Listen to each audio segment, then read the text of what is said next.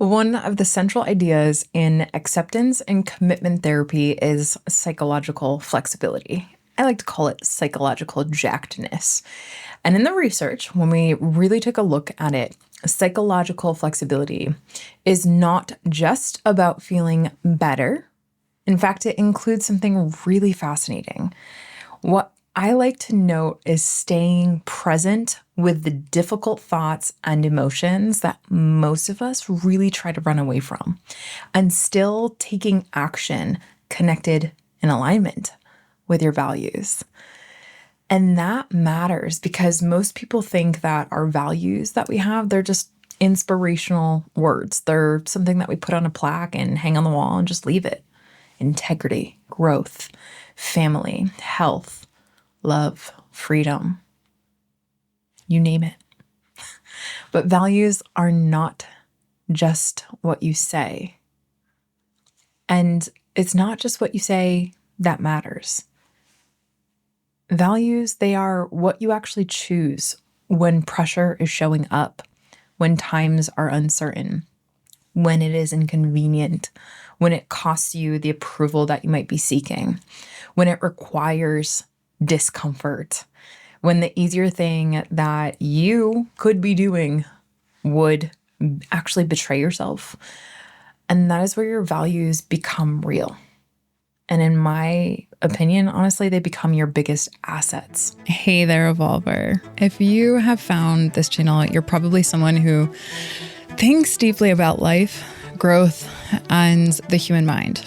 My name is Amelia, and this is a channel where we explore the psychology, neuroscience, and lived experience of what it actually means to evolve as a human being. In my work with individuals, couples, and leaders all over the world, this is one of the places where people often feel the most disoriented. They're not necessarily doing anything bad per se.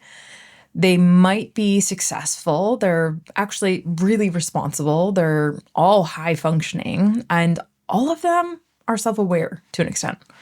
And all of them are wildly capable. But internally, there's this through line. They feel disconnected. They're making decisions from a standpoint of urgency, from pressure, from guilt, from fear of disappointing their in-laws or other people, their colleagues, their coworkers. They're making that decision from what actually looks good on the outside, from what keeps the peace within the family or the brotherhood. And then they all of a sudden are wondering to themselves, why their life looks that aspect of fine on the surface, but really it doesn't feel like theirs deep down. And that is often where I see the values problem that we need to talk about lying. Not because they don't have any sort of values. As a matter of fact, they all have values. And the journey of discovering that is something that's so fascinating. But because ultimately their life is organized around these survival strategies, and it's never put in check instead of chosen direction. So in our last video on Eve, we talked about acceptance. The idea that acceptance is not giving up, and it certainly heck isn't agreeing. It's actually telling the truth about reality clearly enough that you can choose your next honest step. But once you accept what is true, like many of us, the next question ultimately becomes, now what? And values actually help us answer that now what question. They are what we orient to when reality is painful, because it is, when reality is complicated, as it gets, when reality is uncertain or you feel ungrounded or not what you had hoped it would be. And especially now more than ever, we need more people who are grounded in their values, because the only thing that is certain is what I just mentioned. There's uncertainty. Life, reality isn't what we had hoped it would be.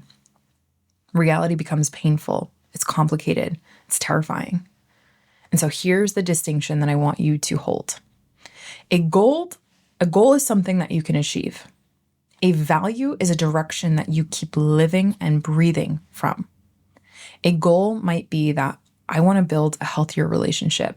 But a value, to draw that distinction, is I want to practice honesty, repair, and emotional safety. A goal might be, I want to grow my business. But a value might be, I want to lead with integrity, excellence, and sustainability. A goal has an endpoint, if you notice, between all of those examples I just gave. But the value becomes a way of being. A way of being, meaning it is a living and breathing process. And pressure is different from both of those. Pressure, in fact, says, what will make me feel safe right now? How do I navigate with the nervous system that is throwing flags up and flares? In those moments, values ask us, what kind of person am I becoming through this entire process, through this choice? So let's bring a couple examples to the forefront, as always, in EVE. And I have a couple of names attached with those. So I want you thinking about these archetypes, these examples, these patterns. I see them all the time. So I want you to figure out which one resonates with you more. So let's say, for example, the first one is about relationship values. Let's say you value emotional honesty. And if someone were to ask you, that is exactly what you would say. Well, I value emotional honesty. But you're in a relationship moment when the time comes where something feels off. You're having a conversation and all of a sudden you feel hurt. You feel yourself starting to maybe withdraw and go in, and your nervous system kind of starting to snatch up. The pressured response for you might be, don't say anything. Just don't say anything. Don't ruffle feathers. It'll make things worse. Or you might have a part of you that comes up that says, just say it sharply. They'll finally understand if you do. But the values-based response looks quite different. The values-based response says, I want to be honest without attacking. So you end up saying, hey, I noticed something felt off for me, and that offness, I want to talk about it without making a fight or without erupting this conflict between us. But that's not always easy, right? Here's the thing though, when we look at your values, it's aligned. The person that I have written down here, she values emotional honesty so much that I've actually seen this happen in practice. In real time, she's naming what's coming up inside of her. And then all of a sudden she's shifting into that language that is value-centric. And how she behaves from that is in alignment with her values, when really her nervous system wanted to do the complete opposite. And that's a thing. Values do not remove discomfort. And that's why making a values-centric life and values-centric behavior becomes so challenging, because a lot of people might think that it removes or pulls away the discomfort that we don't want to lean into. Matter of fact, we more often than not will run from. But because of the fact that values do not remove the discomfort that a lot of us want removed from situations, especially like this one, what they do instead is help you choose what you want to be inside the discomfort. Again, values help you choose what you want to be inside that discomfort, inside that uncertainty, inside those moments that do not match what you had hoped they would match. So what happens when all of a sudden life is lifin', as a client says, life be lifin', and it's showing up in the way that you didn't want it to, and things are happening and unfolding in a way that you're not super excited to lean into. And all of a sudden, you're in real time having to focus in on that which you cannot control. How are you showing up in the uncertainty? Are you showing up in your values? That's where all of this work comes in. So speaking of that person, let's talk about leadership values. So you might experience this at your work. You might be in a leadership position and all of a sudden, and or on a team where you have a leader who says all of a sudden, like this person I have written down, they value excellence. This leader, they value excellence, right? That is what they say. But then the excellence, it starts to get kind of confused with over-functioning. What they do, instead of prioritizing how they go about things within the realms of excellence. Instead, they swing into overfunctioning, and that shows up and looks like that every single message is sent. They're answering every single message. They're rescuing every single project, and they're fixing every little bit mistake that comes up. And they carry literally every single loop. There's an open loop, they're there. Now, on the surface, that might look like someone who's super committed. But here's the thing. It may not actually be values-based. And if you're in that position and you can observe it, you might sense something that you can't really put your thumb on. And that's it, because it actually is anxiety-based. And for you, if this is you, you might be in that position and you might realize that, oh my goodness, I am behaving from a standpoint of anxiety, not necessarily within my values. That's what a client of mine came to and didn't necessarily outright say, but that is what we learned through the discovery process of our work. A values-based version of excellence, it might sound completely different and look completely different than that. For example, that values-based leadership might sound like something like, I want high standards and I want the systems that do not require me to be the bottleneck. You notice that? I want this, but also acknowledging the role that you'll play in that.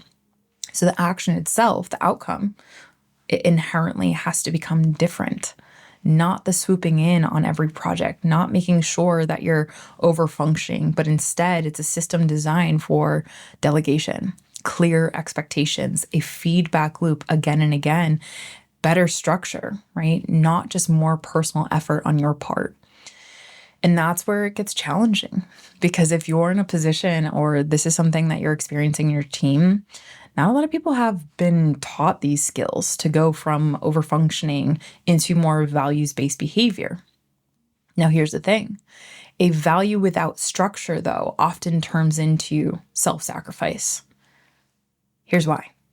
A value with leadership, it becomes a standard. The why in that, you recognize that there's scaffolding. There's a standard. There's a way in which you can rise to the value, not ultimately over-functioning into a system of self-sacrificing. So hopefully that's not you. But if it is, there's a way forward for all of us in this. And the person that I have written down here, a client of mine, they value the value that comes up not only as excellence, but also accuracy. And accuracy looked like for him operating from a standpoint of anxiety, swooping in, double checking, triple checking, quadruple checking, losing sleep again and again and again, because the value that he said he wanted, that's what he thought the behaviors would require in order to actually have that standard. But the truth is, he didn't have any structure, and he had to look at that hard and straight.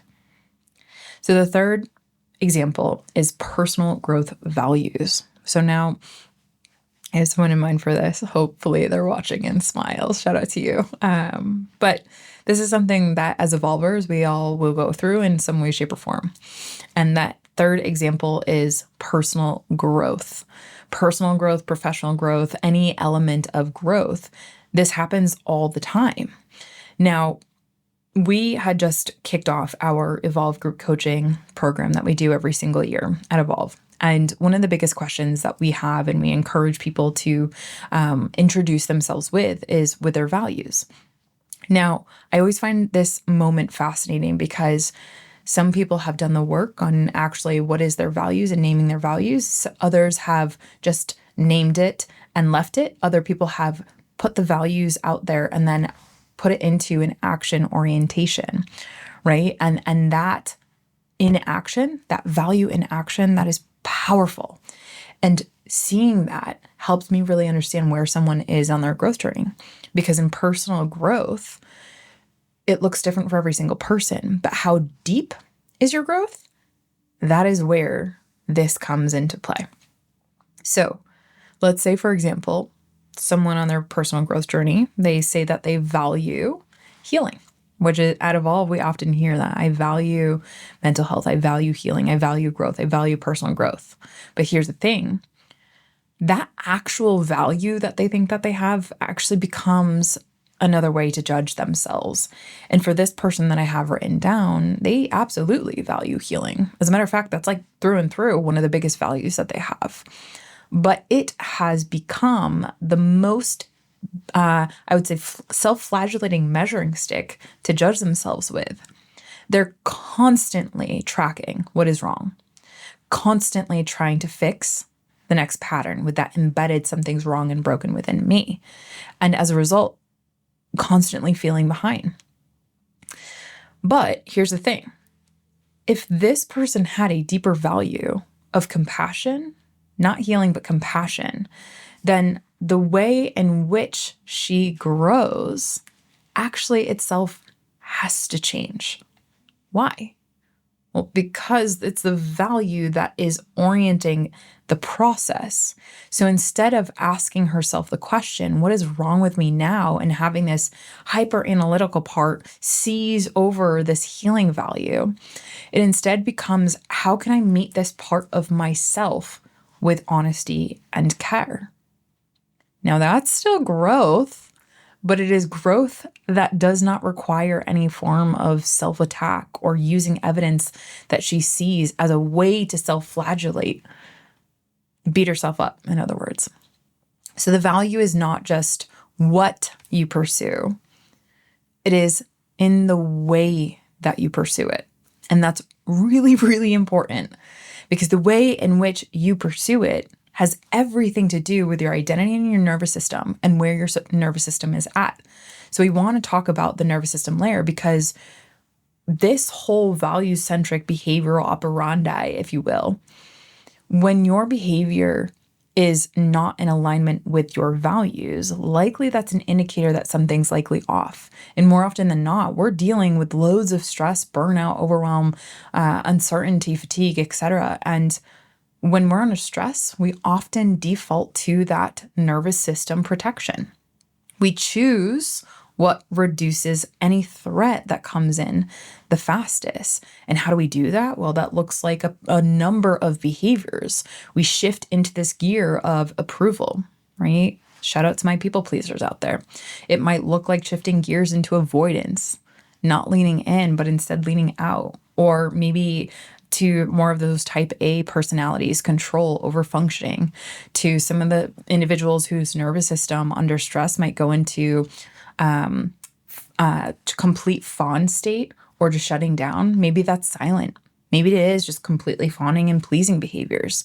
Maybe you might even go into a whole perfectionism type mode. Those strategies, although they might create short-term relief, they do not always create this long-term alignment that we're seeking from these values, right? And that's the thing. As a matter of fact, I find the pattern is it completely derails us from the values that we aspire to not just have hanging on a wall, standing back or staring back at us and saying, this is what we suck at, but instead a plaque on the wall, something that we literally live and breathe from. And when we are derailed from that, oh my goodness, it is the worst feeling. And then we just chase after that relief again and again, because now we got the measuring stick, it's written on the wall, and we're not living it. So values give your system, yes, another orienting point, right? I kind of like the idea of orientation, because that's the point to navigate from. Not just what feels the safest right now, given my state, but what is true to the life that I am building, to the human that I aspire to become.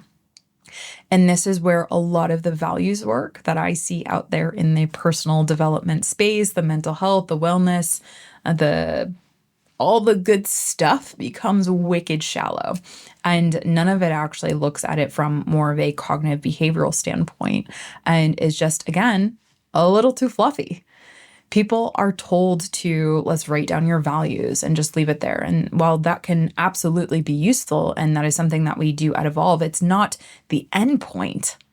Naming your values is not nearly the same as living and breathing from it in a stressed out, overwhelmed, high pressure state.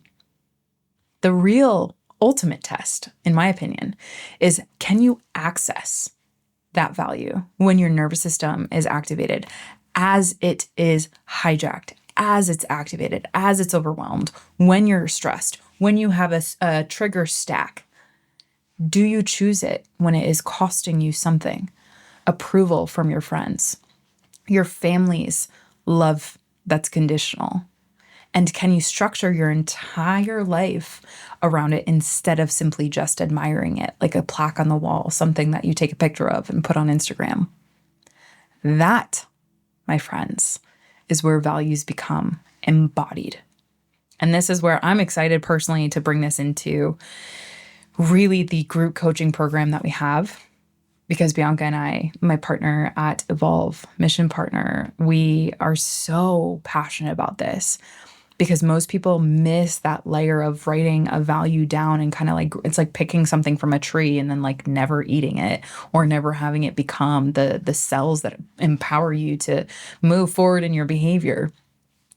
Where we pair the nervous system and the identity layer that goes from just writing things down to like leaving it there.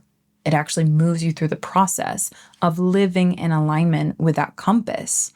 That values-centric life allows you to walk within. And that alignment, that orientation is so powerful.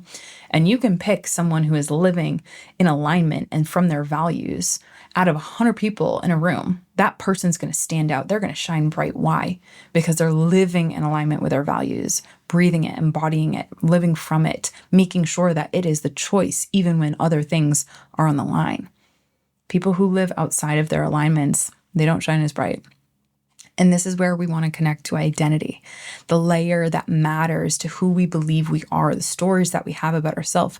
Because the more that you are living from pressure, the more your identity ultimately becomes negotiable, right? Because your nervous system, it hijacks you and takes over because you become the person who's going to keep the peace at whatever cost, including your own values.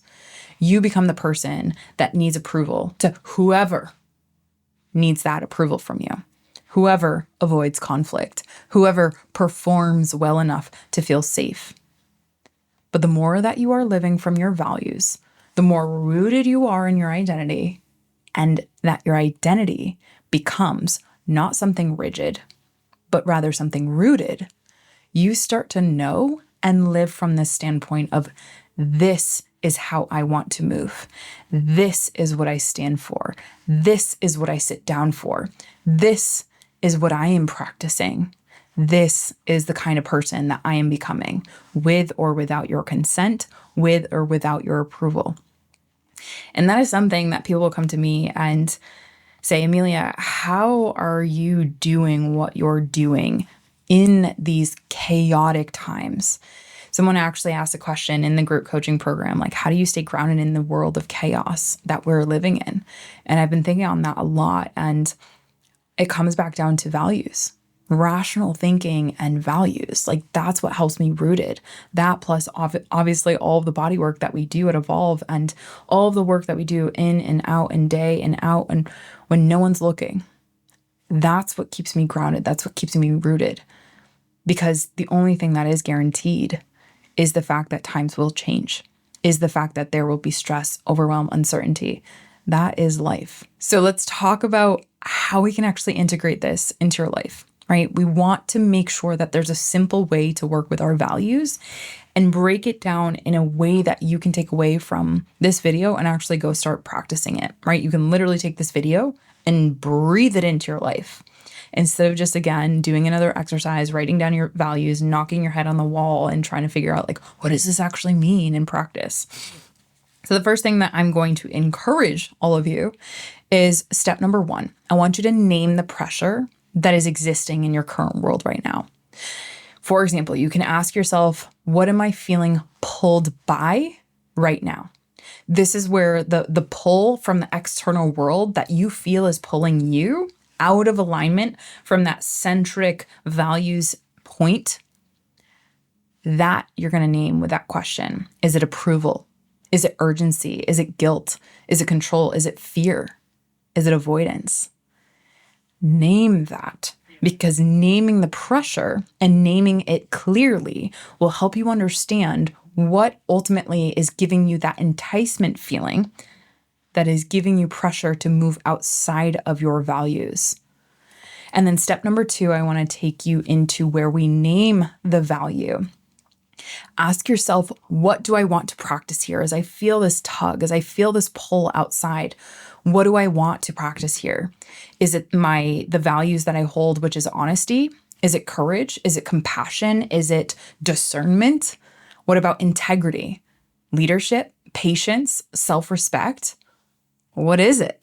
When you can name and not just pick it out of a hat because it sounds impressive in the moment, but actually one that orients you to your groundedness, that's going to allow you to move forward into the action that actually is in alignment with a value that you care to stand in and root yourself down into, embodying that in the next action that you choose. And that is where step number 3 comes in. Choose one values aligned action. It's not the perfect action. As a matter of fact, it never feels perfect at all because usually there's a rub and a resistance, because what would be easy is simply just letting that tug pull you out of your values orientation. So it's not going to be perfect. And I want to level set the expectations with that. And it's not going to be this forever decision that you have, but just one next action. Send the honest message to your friend. Take the freaking pause. Say the boundary to the person who needs it the most, who keeps asking to nudge and encroach upon your boundaries and what you care about. I want you to ask the question that's uncomfortable. I want you to have the courage and name that which you need from your friends when they're coming over. I want you to rest instead of overriding yourself. Follow through on your standard. And here's the thing. Values become ultimately real and real to you and real to your unconscious through those small choices that are repeated again and again over time, when in the face of those tugs, when in the face of those feels of that external pressure, the avoidance, the fear, etc. So if you are feeling lost, or you're feeling disconnected from yourself, or feeling like your life is totally full and overwhelming, but it doesn't feel like yours at all, do not only ask, what do I want? But I want you to ask, what do I want to live by? What do I want to breathe by? Because values are not just about direction. They are about your identity. Your values are not proven when life is easy, my friends. As a matter of fact, evolvers know this, and hopefully this will bring and resonate so deeply with what you've been going through. Your values are revealed when something inside of you wants to choose fear, approval, agency, urgency, or comfort instead, that is in alignment with what's going to pull you outside of your values. And every time that you choose one small aligned action with what matters to you, your values, you become a little more trustworthy to yourself. And from my perspective, this is where so much self-trust is built. This is where it takes the values written down or hung on the wall to the actual living, breathing example. As you walk around, as you live your day-to-day, you can become that person who is literally living and breathing, embodying a values-centric life. Not in these big, huge things, not in these big, huge actions, but in the small ways that matter most to you. So I invite you to go ahead and give these 3 steps a try. Let me know what happens. I want to hear about it in the comments. And if you want to dig a little bit deeper, you want to actually go a little bit further in the specific practical application in your world, join me and other evolvers at EVE Reflections, where we will dig into this together as a community, where you're not alone and where you are working on this with other evolvers. Click the link in the show notes. You'll get access to that. And I'm excited to continue this work together as we evolve together. Take care, everyone. Until next time, keep evolving.